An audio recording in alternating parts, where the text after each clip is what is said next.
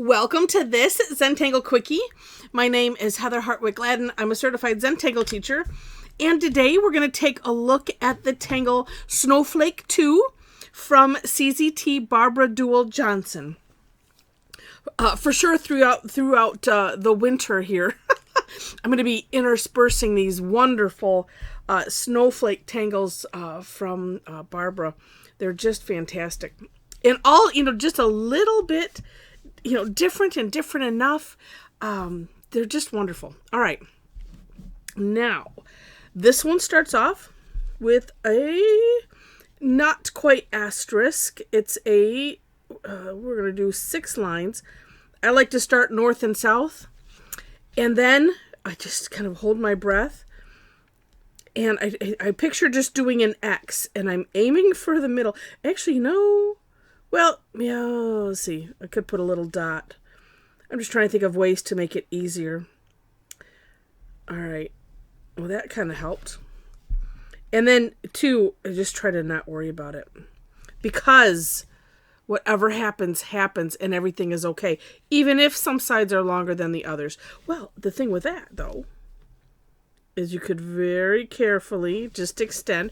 If I was being smart, which apparently I'm not, could just extend them just like I'm doing right now. And do it you can see that I've added, so you kind of have to do it carefully. All right. Next. I had some misshapen bits on this next step, and here's how I found that it helped me to make them kind of even. It looks like kind of a zigzag all the way around, but what I found, and I started off by putting, and I share this with you because maybe it will help you, or maybe it's like, yeah, nope, that's not going to help. Let's try it another way. My first try was just like start here and then come down, and then I start here and come down, and that wasn't working for me.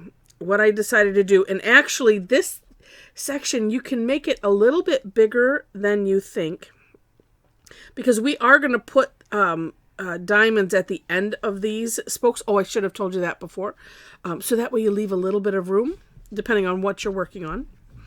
All right, but like I said, this can be bigger than you think. Maybe let me look at Barbara's again, because it is just occurring to me.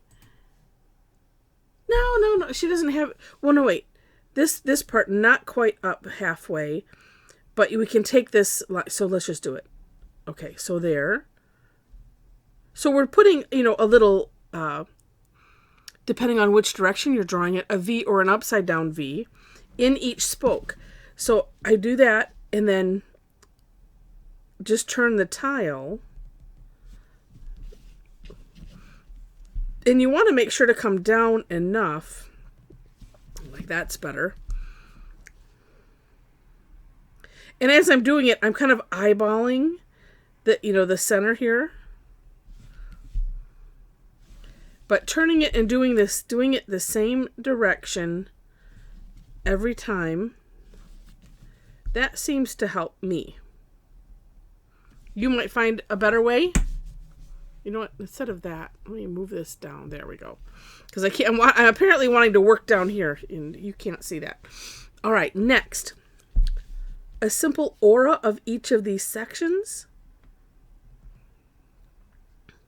And what I found, a mantra that developed in my head as I was doing this is, focus one side at a time. One side at a time. Because I think what my brain was trying to do, one part of my brain was like, oh, we're making diamonds on the inside. And one side, because you could do one side, one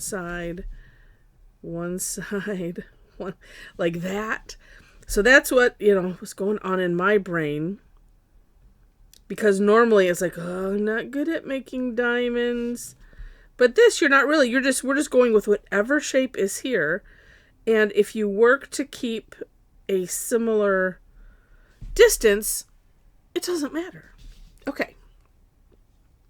Then as I mentioned, on the spokes that are left open here, we're going to do diamonds.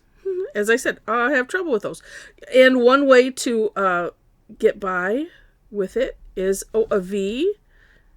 Oh, and then just top it off. And again, kind of eyeballing to make sure that it's, close. And then we're going to aura that as well. You can either, do it at the same time, or, come back afterwards. Up to you. And as I'm looking, like, some of these spokes could have been a little smaller, but it's okay, because it doesn't really matter. Oh, although, well, it still doesn't really matter. We are going to be auraing the entire thing, so it kind of matters, but in this case, I'll just go off the page and it's all right. There's always options. Oh, it's just, there's always options if you worry about things. If you don't worry about things, then it doesn't matter, right? Okay. There we go. Looks cool. And like I said, and as you can see, it might look neater with them down closer. It doesn't matter. Okay. Then we're going to aura the entire thing. This, too, step or section by section. You don't have to necessarily turn your tile each time unless you really want to. But if you just think section by section, it's all good. If that is, if auraing, freaks you out and like that. So that is just going off the page. And, of course, you pick whatever size or whatever distance from what you've already done, and then the game is, let's see if you can keep that distance, and don't worry about it if it doesn't, because again, it's all good and it all really doesn't matter.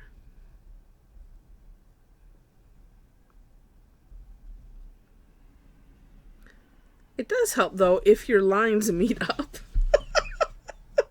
That's an easy fix, but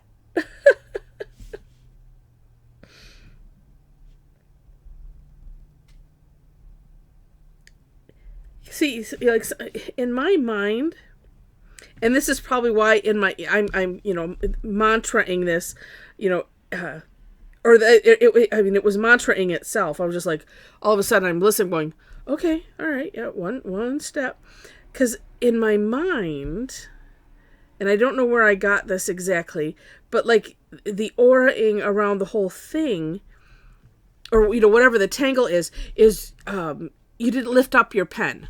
I don't know where I got this. I probably just made it up because I do that. It's like, I must have rules. So therefore, or I saw it once that way. And sometimes, sure. And then other times, no. Like this. It's much nicer, in my opinion, the outlook. Unless, because this all has sharp edges. If you're doing one that doesn't, or like some of the previous ones where, we didn't aura this one, but if we did, where it would be, maybe you could do curve lines, where it's just kind of a loose aura around the whole thing. Okay. Now, from here, up to you, how you want to play with it, how you want to shade it. This is what I did on my version of the step outs, and I'm just going to start here in the very outer. I'm so tempted. Oh, I should just do it. I can do it over this. Never mind.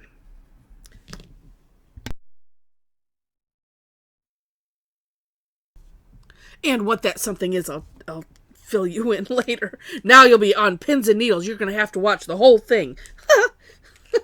Okay. Did I get all of those? Yes, I did. So just starting on the outside, I'm just going to bring the graphite just in a little bit.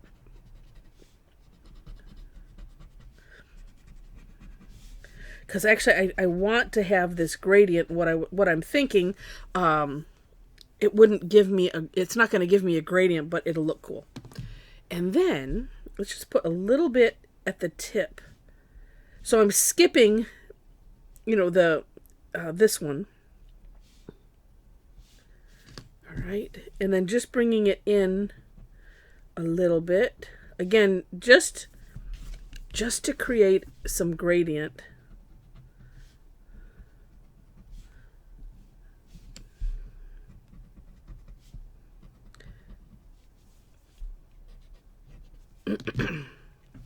All right, and then what else did I do?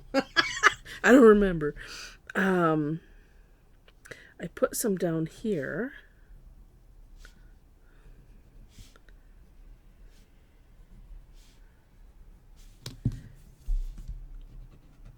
In the base, and doing it step by step and spreading it out, I like to do it because then I can just look and see. I might end up going a different direction or something. I don't know. And I'm going to put it at the peaks of these.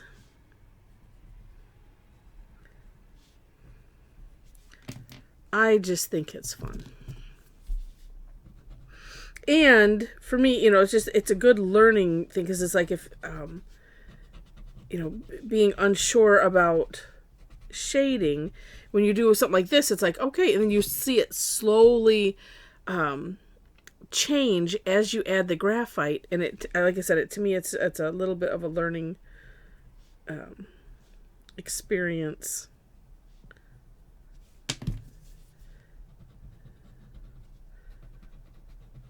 Just putting a little bit more because those are bigger. Ooh, it's looking neat. And my aim was kind of to make it look a little shiny.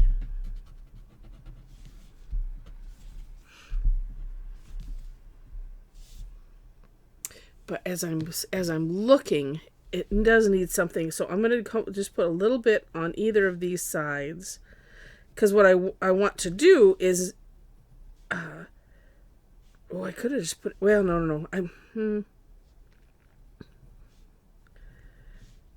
You don't want to have too much graphite, and especially if you want to make something look shiny, you have to have the, whatever, color tile you're looking at, the natural tile color come through, even if it's just a little bit, or like even right here, just a teeny bit. So I'm not bringing it out too far, just enough to make a little gradient. And then, of course, the more dramatic you get as far as, darkness of your graphite,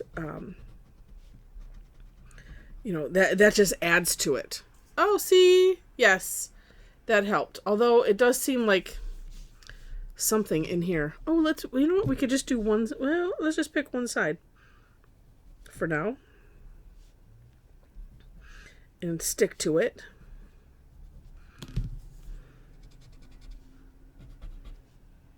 I probably could have used what was left on my Tortillion.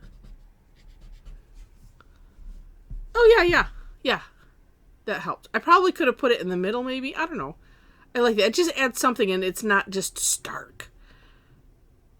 Yeah, super cool. All right, so for what I was thinking, I have to find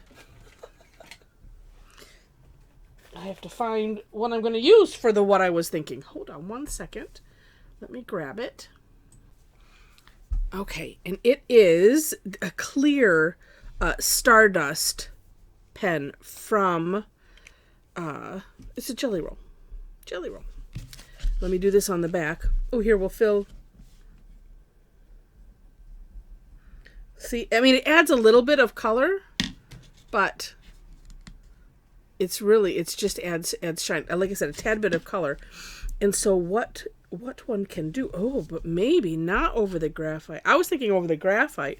No, I'm going to do it over there. I'm going to do it over some of the graphite. So like on these tips, like that. And see how it does make it a little bit darker there. And then I'll move it so you can see. And I might not do every one, at least these tips.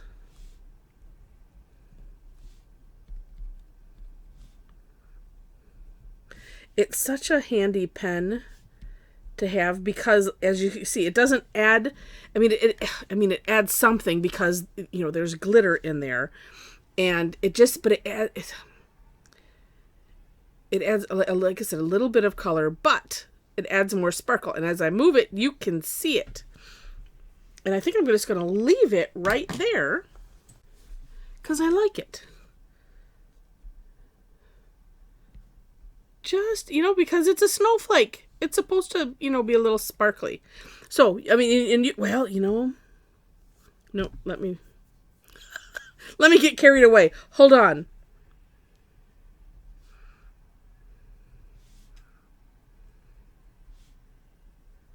They do have these in colors, by the way. You can tell the color. There's one because there's a black. And it's just, it's not like really black. But you can see, I mean, there's no color on the tip. The other one.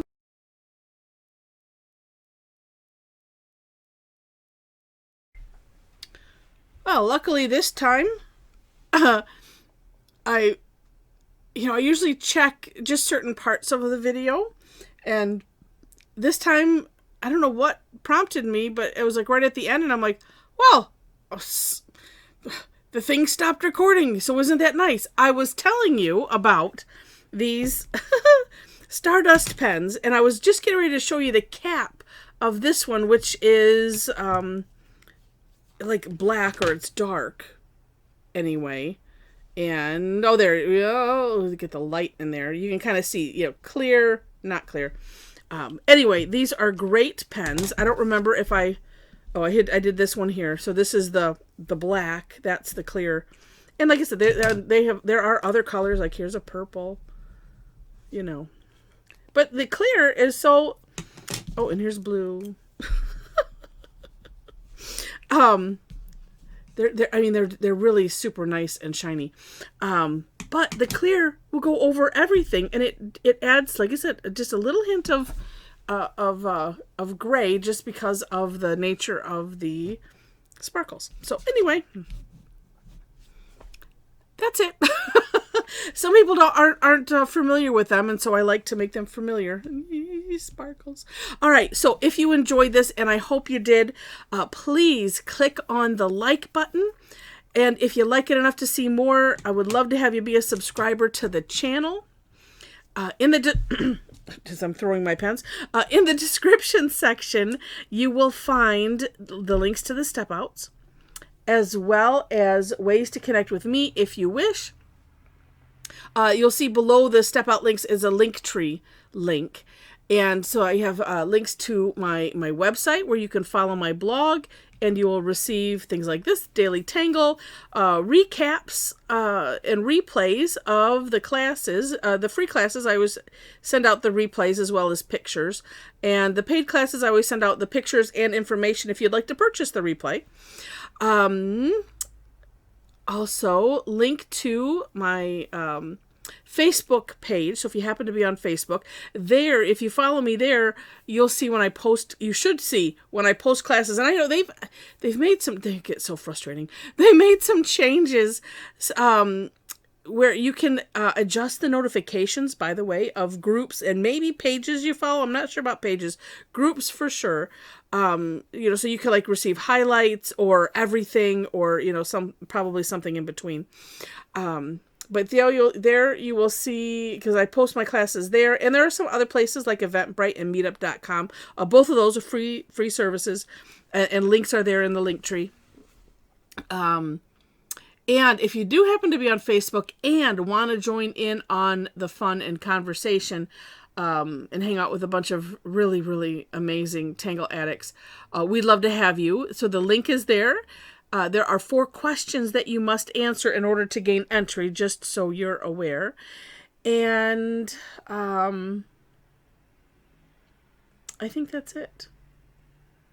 Yeah, that's all I can think of since, since I'm having to add a little bit to this one. So anyway, thank you again so much for watching, and I wish you happy tangling.